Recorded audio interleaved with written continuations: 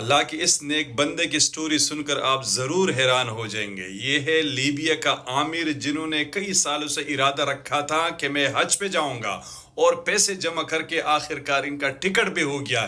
لیکن آگے ہوا کیا، لازمی دیکھیے، 2 منٹ دیجیے ان کو۔ عامر جیسے ہی حج کے لیے ایئرپورٹ پہنچا تو پاسپورٹ میں مسئلے کی وجہ سے ان کو جہاز میں بٹھانے سے منع کر دیا، اور تمام مسافروں کا نام لے لے کر سیٹوں پہ بٹھا دیے گئے، اور جہاز نے حج کی طرف اڑان بھر لیے۔ لیکن عامر مایوس نہیں ہوا، ویٹنگ روم میں انتظار کرتا رہا اور خدا کے کرشمے کا انتظار کرتا رہا۔ ایئرپورٹ پہ عامر کو لوگ سمجھاتے رہے کہ جہاز اڑ چکا ہے، آپ کا نام نہیں آیا، اگلے سال کے لیے اللہ سے دعا کرے، محنت کرے، اگلے سال آپ جائیں گے۔ لیکن عامر ایک ہی بات کہتا رہا، میں ضرور جاؤں گا، انشاءاللہ میں ضرور جاؤں گا۔ ادھر رب کو کچھ اور منظور تھا۔ جیسے ہی طیارہ ہوا میں بلند ہوا، اچانک اس میں فنی خرابی آ گئی اور کچھ ہی دیر بعد اسی ایئرپورٹ پہ لینڈ کر گیا۔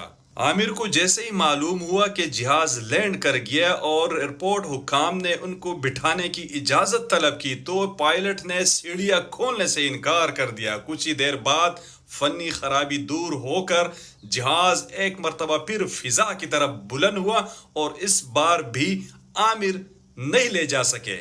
لیکن یہ مرد مومن نہ مایوس ہوا، نہ گھر واپس چلا۔ حکام نے دوبارہ ان کو سمجھانے کی کوشش کی کہ اب ساری امیدیں ختم ہو گئی، اب آپ گھر چلے جائے، لیکن اس بار ان کا جواب لبریز تھا۔ کہا کہ ان الطیارۃ لن تذهب بدونی وانہا ستعود، یہ جہاز میرے بغیر نہیں جائے گا، یہ پھر لوٹے گا۔ اور حیرت انگیز طور پر وہی ہوا۔ آدھا گھنٹہ جہاز اڑانے کے بعد ایک اور فنی خرابی کی وجہ سے اسے ایئرپورٹ پر دوبارہ لینڈ کر گیا، اور اس بار پائلٹ نے اسپیشل اعلان کر دیا کہ جب تک عامر سوار نہیں ہوگا میں جہاز نہیں اڑاؤں گا۔ ناظرین، یہ صرف کہانی نہیں ہے، یہ کل کا واقعہ ہے جو پوری دنیا میں رپورٹ ہوا، اور سعودی شاہی خاندان نے ان کو اسپیشل استقبال کیا، اور جب وہ حجاز